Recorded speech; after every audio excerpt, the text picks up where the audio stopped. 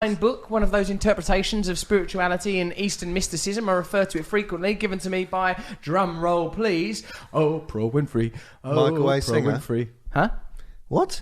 Oprah Winfrey, she sent that round my house. Oprah Winfrey gave you this? Winfrey. If Oprah Winfrey gives you a book, you're going to read it, aren't you? Because what does she know? I'll tell you something about Oprah Winfrey, Matthew. She edits in the room. Like, while she was interviewing me, like, you know, I wrote, there's two things you should know about Oprah Winfrey, Serafina. There's two things you should know about Oprah. One, she said this thing, like, when I wrote that thing about Philip Seymour Hoffman, she goes, I read that and it touched me, and I knew that if it touches me, it'll touch a million other people too. And I thought, that may be true of me in general. but like, I thought, what an incredible confidence to have in your opinion, that if something, you know, like if something reaches me, I know it. That means it has universal appeal. That's an incredible confidence. Now, the other thing she does is she's. So hang on, where did that lead it to? What? So she gave it? Did she? I go and do an interview with Oprah Winfrey on the telly. Oh, right, about that. Yeah, like about drugs in general. I was like a pundit on drug deaths. Say, like on Match of the Day, you've got ex-footballers going, well, you know, in a situation like that, could have been me. Could have been me. Yeah, well, no, he said, well, what Hoffman's done there is he's made the classic error of taking some time off drugs, then going back to his usual intake. He's overdosed, Oprah. And what were the emotional conditions? Oh, well, I'd say, you get down in the dumps, Oprah, if you're a drug addict. Oh, you can get down. No, what Hoffman's done is he's done that. So, like, she sort of like brought me on as a pundit. I'm a pundit on a drug death. I'm a drug death pundit. What she does, though, is when I'm telling my stories, like, she's asked me, like, you know, to go on, whine on a bit about drugs. And I'll sort of, here we go, trot it out. Once I went through my mum's handbag and I just took some money and spent it all on, you've got drugs. That sort of stuff. I picked up a lipstick as well while I was in there. Not to use it, I just like the mechanism. In, out. Funny old things. The drugs were eating me up, Oprah. But like, yeah, cliches. And like, but while I was trotting them out, Oprah, if you're saying something that she thinks boring, she just like looks and say, I'll be talking, right? Yeah. And I'm like going on about drugs, sort of feelings and whatnot. Oprah, she'll just, if she's bored, she makes eye contact with you. And somewhere in yourself, you're thinking, look at Oprah Winfrey. She's looking right at me. I'm having a time of my life. She's looking right at me. Then if she gets bored, she just goes like that. And you feel, oh no, Oprah's not interested. She looks downcast. She just removes her gaze. And you think, oh God, I'm going to change the subject. Or up the ante. So some of my drug stories went crazy in the end. I was borrowing Robert Downey Jr.'s drug stories, things that I'd seen on the television. How do you say, well, you said she edits in the room. That's just her looking down at her notes, probably. No, mate, it's she sort of goes, we can't use any of this. No. This is boring. Her looking down has that impact. Oh, what, so they turn when she the looks down, off. you can tell that ain't getting used. Oh. I know, it's very disheartening. That's the worst system for you. Because a lot of people go, oh, this is going nowhere. She doesn't like it. I'll wait for the next question. But you'll go, and there was a dinosaur there. And he was on drugs. The pair of us, me and this Diplodocus, were out of our nuts on drugs. Oprah, you better believe it, baby. What's she like, though, as a person? I tried to see if I could hack into the mainframe. What does that mean? Have sex with her? No, understand her on a deeper psychological level, but she's Oprah Winfrey. She spends her whole life only, like all famous people, they'll only let you get to a certain level. There's a facade up there, and you can't get through that. They'll deal with you. You'd have to learn. I mean, I'm a famous person, aren't I? You have to learn good small talk, good chat of where you let people. And then if someone says something that's really interesting, which most, then you go, oh, bloody hell, coming in. Or maybe they're attractive in some way. Right. Then you let them through the old facade and into the inner realms of what I call my anus. No, I don't call it that. Call him the winking wonder. No, I wouldn't do that. No. So yeah, so like all famous people, because when the uber famous, e.g. Oprah Winfrey, Tom Cruise, like you sort of see them recoil in horror. When I've been around David Beckham, I've sensed David Beckham thinking, this guy's going to fucking ruin it for everyone. Really? I can feel his energy of keep away from me. So they've drawn a line and you can sense the line? You can sense that they're sort of certain people I suppose are intrigued and interested, but other people they feel that, there's danger in this fella, he could capsize me. Right. And I've felt it quite a lot. And so not just famous Beckham, people. No, Oprah Winfrey, everyone, Tom Cruise, yeah, they're all sort of on a certain level where they're a brand. That's right, and they've got when a real brand comes along, they've got to be careful. Yeah, so like Oprah Winfrey, I've been around her twice, and actually the first time was awful because I'd gone down to do a chat show with Rosie O'Donnell. I think it was in Chicago, and Oprah was producing it, and I was bowling about, and I was like in the corridors, I don't know, trying to pass the time prior to the record, and Oprah was in the gallery directing a segment that was, the show was already on. I was in their fourth part or whatever. Oprah was in the gallery, excuse me for burping, like directing everything she ain't got no shoes or socks on. Who, Oprah? She had no shoes or socks on. I guess she weren't dressed. She was wearing like posh frock, like she was going to a do, but she took her shoes and socks off. With the shoes and socks under the desk. I didn't see that far. I was just watching the masterful, I suppose so. I was just watching, she could have had them in a dress. It was like a masterful performance. You sort of like the way she went, okay, go camera 5, or yeah, push in on that one, come away. Like, so she's in the gallery directing a show? She was in the gallery directing away. And I was affected by it because I thought of how, sort of, it's the first episode, so I guess she was just, putting a stamp on it. It was on her network or whatever. And then I went back to the dressing room and I was telling Nick Lennon from Manchester, like all about what I'd just seen, and I was going like, "Oh, you should have seen Oprah Winfrey. She's a very commanding presence, and you could see why she's become such a celebrity." She walked in the room, and I was talking about her, and it's horrible, isn't it, when you're talking about someone and they walk in the room? Yeah, but you weren't being negative. I weren't being negative, but it was still talking about her, and I felt she's got disgusting feet, all curled up and mangled toes. That little baby Rihanna's grasping at the floor. Hey, you're going to start contest between her toes. Hello, Oprah. I was just talking about another thing that isn't your feet, and then I saw you there. I thought, how much I love. Marry me? Will you marry me? She walked in and I panicked, and I tried to redress this. I thought, just admit it. Just go, I was talking about you then, Oprah Winfrey. How you were directing the show. I thought tell her the whole story. Yeah. And I saw her slam down the shutters of. That's as far as I you're allowed to in come the in room. my life. I was like, Jesus. No shutters. We're not in an East German police station. Oh, you saw that? She just went, this guy's nuts. I just saw as if it passed across if it was like a dot matrix ticker tape screen across her forehead, going, person is nuts. Oprah, walk away now. Oprah, disengaging. So this book, she just walked out. This book that she gave you, Untethered Soul. Clearly now you can sort of build up a picture of why she. Hey, get one of those books for that guy. Oprah, disengage from Guy. Give Guy help book.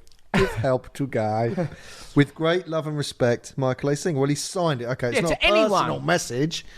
Yeah, personal message to someone. Russell. Operation. She spoke to me with such illuminating clarity and purpose. It was incredible because the frequency I communicate with my mum on, it's this very humdrum, domestic, never known it not to be there, ordinary. It's developed into me as a sort of I'm an only child and all that kind of stuff that comes with that, and a male child. But she spoke to me with this kind of certainty and truth.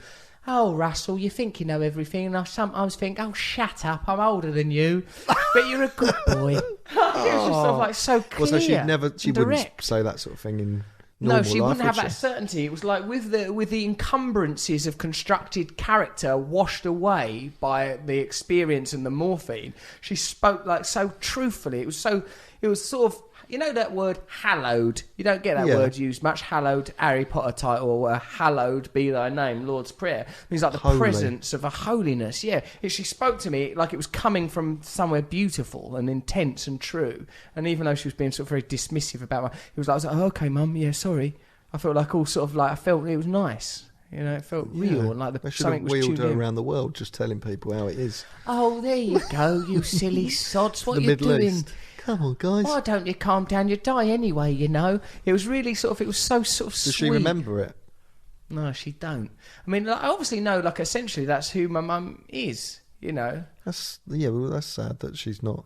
Well, that's not that she's probably off more. I think because we've been talking about watching the Undateables when you see autistic people, right? And sometimes their voice that they that seems like socially unacceptable and there's something wrong with this guy, he's got a condition, right, is just pure sort of personality, pure thought, without all the sort of the stuff, the manacles you put on it by sometimes politeness and stuff. A lot of forms of mental illness, with us being relatively detached from most forms of it, other than the forms that we perhaps suffer from, seems like it sometimes seems, other than its negative social and personal side effects, like there seems like all this is there's not the appendixes and ancillaries of character. Once Yeah. removed, people speak very clearly and plainly. It talks about that in Untethered Soul, actually. It goes, you will openly say while you're at work, I can't wait to get home where I can be myself. Like, you openly accept that who you're being at work isn't yourself. And they go, but then when you get back home, that too is not a version of yourself. Then even when then it goes, who are you? Who is it that thinks these thoughts? When are you ever yourself? Never. Because you are lost and in pain. Sometimes Untethered Soul, it's just like Oprah Winfrey giving you a smack in the mouth. Yeah. Look at you, you But twerp. the beginning, right? You come so on the my bit I show, you read, little bore. It says, What do you know about Philip Seymour Hoffman's death? You're a twit. yeah, but do you have that inner voice when you're doing stuff? I always do. Like, you don't know about this. You're out of your depth. I hate that. What is Sometimes that? he kicks in. I think it's the ego and the constant regulation of the left side of the mind. That Jill Bolte Taylor, who had that hemorrhage on the left side of her brain, said that she said her consciousness remained, but one aspect of her consciousness, this self-regard and commentary, this cataloguing of detail, stopped, and she felt herself as an energy being encountering limitless energy to the point where the atoms in her hand, as she looked at it, blended with the atoms of the outside So world. like Buddhism. So she went with for a science. So she's a psychiatrist? She's a neurologist. She's not a neurologist, psychologist. and she had a stroke. So it's like, that's why it's a TED talk. Jill Bolte Taylor, what's it called? My Stroke of Insight. It's got some sort of punning name, but like it's an amazing piece because it's sort of like someone who speaks the language of neurology talking about what sounds like a deeply spiritual experience, or if not spiritual, a different way of experiencing consciousness, which for me is spiritual. Yeah. Right. So this book that you Untethered Soul, given to you by Oprah Winfrey. It starts like this. Shoot, I can't remember her name. What is her name? Damn, here she comes. What is it, Sally? Sue? She just told me yesterday. What's the matter with me? This is going to be embarrassing. And then he says, in case you haven't noticed, you have a mental dialogue going on inside your head that never stops. It just keeps going and going. Have you ever wondered why it talks in there? How does it decide what to say and when to say it? And basically he says, he goes, if you're hearing, I don't know what you're talking about, I don't have any voice inside my head, that's the voice we're talking about. And it sort of basically then says, which one's the real you? Like, who are you? Are you the little scared mouse inside your head going, oh, don't say that, oh God, I can't remember her name? I think I'm him more. What do you want to be him for? He's a right I don't idiot. want to be him. Don't be. He's dominant. Don't let him. Who's yours? Mr. Your Pickle external. Fingers. Who's mine? Your external, sort of who you actually, like... Well, if you can How cut much down... inner dialogue do you have? Like when you're like... None. I've cut it all out. I say every word of the stuff. Every single word. If I think it, I say it. No, I think the reason I identify with this trickster, of course I feel all that neurosis and self-doubt and anxiety, often alone in the dead of night or whatever, then it all kicks in like, oh God, I've no family, you're worthless. And I go to him, why don't you shut up? This is great. We can fill this house with people and a couple of phone calls. Woohoo! What about when I said to Noel Gallagher that I was... basically, I got run down and went to the doctor and said, I just feel like depressed. I just feel depressed. And she did blood tests, and I was really deficient in vitamin D, which we get from sunlight, Sure. right? So I started taking You were vitamin like a D hermit. spray. You were like a hermit all locked indoors. Yeah, Worrying. basically. Well, no, I wasn't doing anything. I wasn't living in Why, a you got cave. no I'd been vitamin to D? California. I don't know why.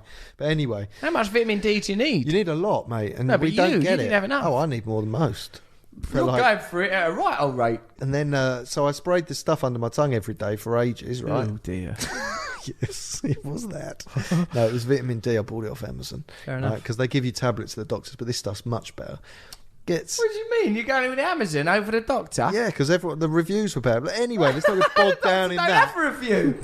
He's a doctor, and he gives you the prescription. There you go. Yeah, but I looked into it and I was like, I don't want to take tablets. And there's this I'm not spray. going to the dentist. Anyway, I'll felt get this much done on better. Facebook. But we had dinner with Noel Gallagher. Chiropodist. Twitter, more like. We had dinner with Noel Gallagher. got more and I was followers. in the throes of vitamin D deficiency. And I told him, oh, yeah, sometimes I worry about, like, when my wife goes out with my baby and I think, oh, what if they're hit by a truck and stuff like that? And he thought, well, he hasn't spoke to me since, pretty much. You're a nervous He neris. thinks I'm all You've right. worried him. Yeah. But do you remember? Oh, like, yeah, Matt, that's perfectly normal. Right, he's gone from your fucking life. Yeah, he Just did. cut you off. But Noel Gallagher's He's as cold as uncluttered. ice. I don't think he's willing to sacrifice. Yeah, he's not cluttered by voices. He's as cold as ice. He's willing to sacrifice, is what he is. No, he has got a beautiful depth to him, Noel, but he ain't going to fanny around with that kind He of doesn't get. He doesn't seem business. to have anxieties or. Although he did tell me once he went to the doctors because he had one sweaty leg. I don't like that. Phone him and ask him.